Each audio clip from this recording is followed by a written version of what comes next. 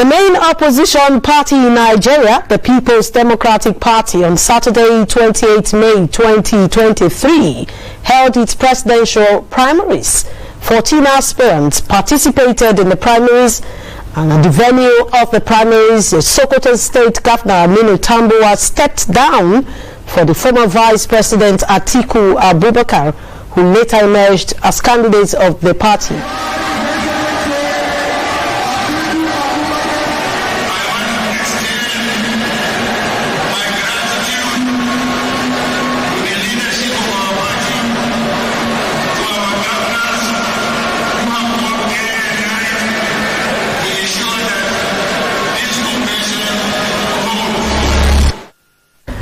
And there was jubilation at the venue of the primaries. Immediately, former Vice President ATIKU Abubakar was declared winner and the candidate of the PDP. ATIKU Abubakar has since he was declared winner been receiving congratulatory messages. His 2019 running mate, Peter Obi, who left the PDP a few weeks ago to join the Labour Party, took to his Twitter handle to say, and I quote, he said, "On behalf of my family, I sincerely congratulate my leader and dear elder brother, His Excellency ATIKU Abubakar, on his emergence as the 2023 presidential flag bearer of the People's Democratic Party.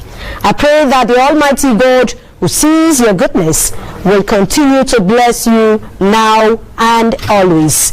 End of quotes. And we have in the studio the director ATIKU Media Committee or Media Organization. I'm sure he will give us the real office. He was here on Friday, but he's also here to talk more on what played out yesterday and what we should expect from the PDP candidate, Dr. Don Pedro Obaseki. Thank you so much and welcome to the show again. Thank you, Jamal. Now let's take a look at what played out at the primaries. We saw one of the contender, which happens to be the River State Governor. We also saw how people were trying to make it difficult for your principal, your candidate, and after a while, Tambuwal just came. It seems the pronouncement by the Sokoto governor was the magic wand. Well, I don't want to ascribe to any one person, you know, as having wielded the magic wand yesterday. I want to start with Governor Nyesom Wike. You see, I found profound solitude. I found comfort in his address when he started. You know, no matter how hard he spoke, his speech, for me, prepared everybody for what was the eventuality. And he said clearly that I want us to take power from the APC, and as a result of that, whoever wins tonight, anybody, even if that person is not me, I will fight alongside that person, and I will make sure the party PDP takes power in 2023. For me, that was the soundbite of yesterday. That was the take-home pay of yesterday, and that, I think, in addition to the stepping down of Aminu Tambuwal, were the two major high points of yesterday for me. I'm talking as an individual, because I listened, I watched the body language, the comfort, the comport of everybody. Even immediately Wike said those lines. Ironically, it made interesting to know that of all the 14 aspirants, ATIKU was at the very top. It was A, and the last was Wike. It was W. And those two people, ATIKU started by appealing to people to forgive ourselves. He appealed to them, those who were aggrieved, to shelve it, for us to come under one big umbrella.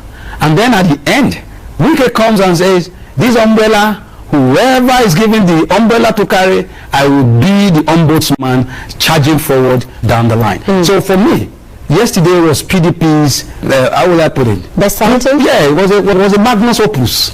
It was PDP going back to how it was. One huge happy family. For me, Tambuwal stepping up at that key moment in time also relaxed nerves. And I saw that when I looked at the podium where they were all sitting, they were all chatting, moving from one place to the other, talking to each other, and I said, oh, great. So the camaraderie that was displayed yesterday by all of them, particularly by the likes of Governor Wike, Governor Tambuwal, Governor Udom and Bukola Saraki and Bala Muhammad. You know, so and I said these are the principal pillars. You know, nobody will walk, you know, on air. So there was a good soft landing, and then if you look at them, they all understand that the leader amongst the lot is His Excellency ATIKU Abubakar. You just read the congratulatory message from Peter Obi. Peter Obi is not a man that uses frivolous words. Yes. You can hear the construction of his message. He said, to my great leader, to His Excellency, and thank God for the goodness that He holds people to see the goodness of your person. And it is that goodness of ATIKU that seems to continue to galvanize and pull people to him like bees to the honeycomb. What were the factors by ATIKU Abubakar, the primaries, the factors that saw him into victory? I think one of the factors was calmness, capacity. Another one was, I think this is very key, PDP wants to win the election. And I also realized that all the contenders, in spite of what the fireworks that have been brandished on social media in the last few weeks, they all had a commonality of purpose. So I know that if it was Wike, if it was Tambuwa, if it was Saraki or ATIKU Abubakar, whoever comes out at the end of this process, I knew PDP was going to come out wholer than it was. It was going to be like a Gestalt thing, where all the sum total of the parts will come together to make it greater than the whole. And that was what happened. One of the major factors again was, at the back door, people were talking to each other. There were a lot of conciliation among each other. There was a lot of weighing of capacity amongst each other. And I think on getting to the podium, each and everyone knew that for us to forge ahead and make sure that we capture power in 2023 for the good of Nigerians, because we have now realized that the PDP getting out of power, in spite of the little pockets of anger prior to now, was actually pressing a pause on the movement of this nation. The nation has gone back decades in the last 7 years, and the only way to move it forward, listen to Tambuwa. He said, in his patriotism, that was my key word, patriotism. So when you saw there yesterday, there were 14 amiable patriots, each of them capable and have capacity. But there was one man who was a primus inter pares, a first among all those equals. And it was obvious that that person was the Waziri Adamawa Alhaji ATIKU Abubakar. You see, for me, I was also happy that there was no obvious dissent. Okay. The man is announced, and the whole place goes up in an uproar, including supporters of his opponents. So because they all knew that the stakes after the primaries was much higher than the stakes before the primaries, so the money after was more important, you know. So, and I know that all of them know that to save this country, to put this country back together again, to fight to restructure this country properly, to make sure this country works as a federation where all of us are equal stakeholders in this larger commonwealth, there was the need to pull behind a man who seemed to have the capacity, ability, and the handshake across all the major ethnic tribes in Nigeria. And I think that was one of the major factors that swung it. People are thinking money, there was no money there yesterday. I don't know if there were monies outside of there. But the monies were not shared there yesterday. Probably they were shared. That's why I keep telling you, Joma, let's not keep making statements with what we are. And as I did talk with I not see. You know, evidentially, we saw FCC people clothed there yesterday. Yes. Nobody was arrested, nobody was molested, nobody was accosted, because you cannot accost someone for a crime he did not commit. You get my point? Crime is only by evidence.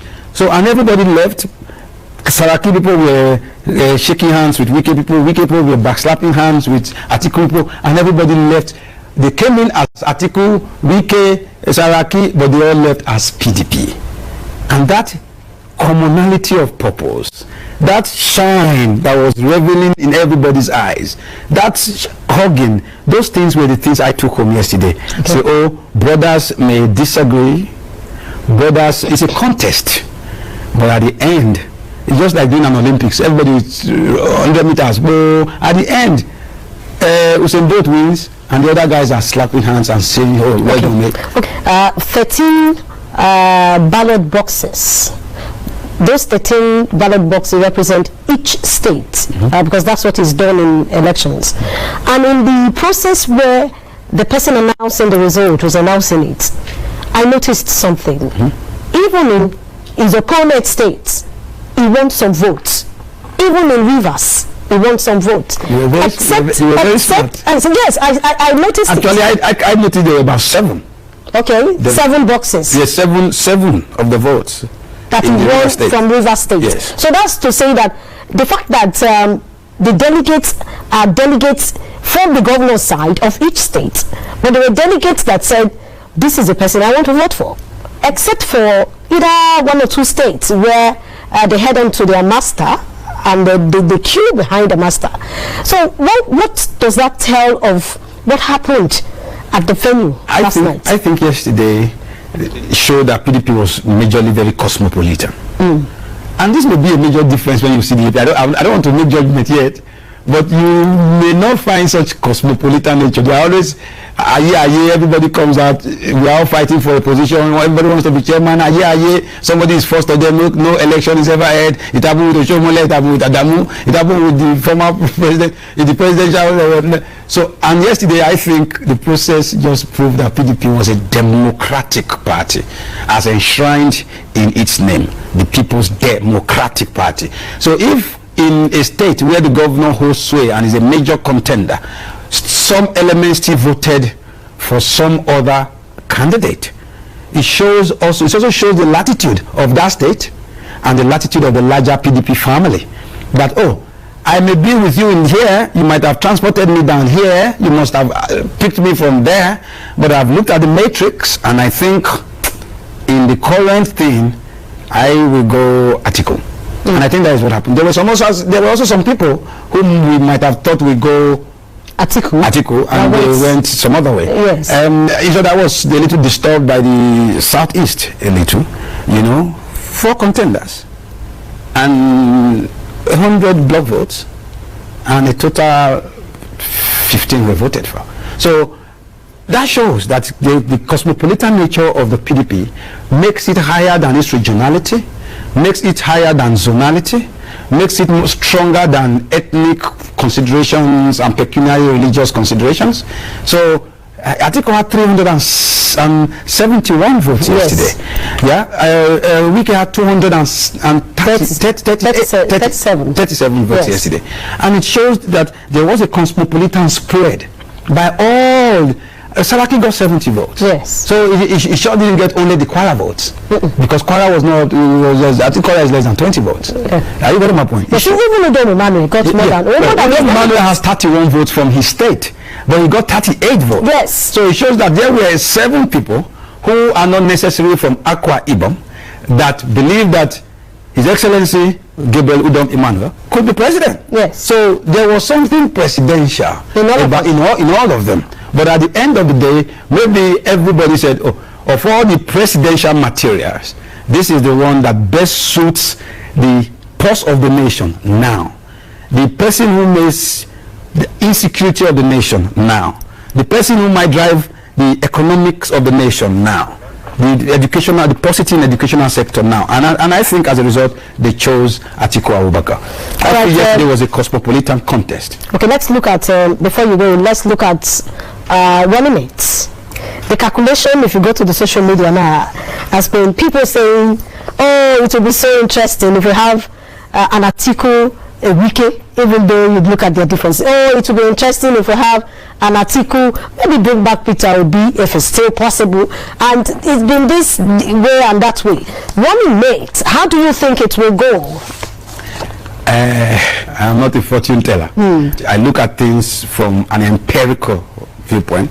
I look at what has happened, what is happening, and so I can project what might happen.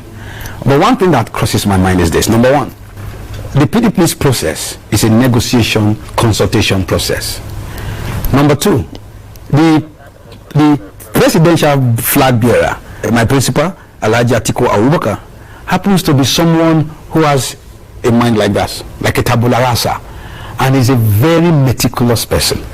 If you look at the way Peter Obi was chosen in the last election, you will see that this is a man who may not just deter only to pecuniary party things. No. He's going to look for who is the best candidate. Like yesterday, I saw the power, the passion of Wike. Brilliant.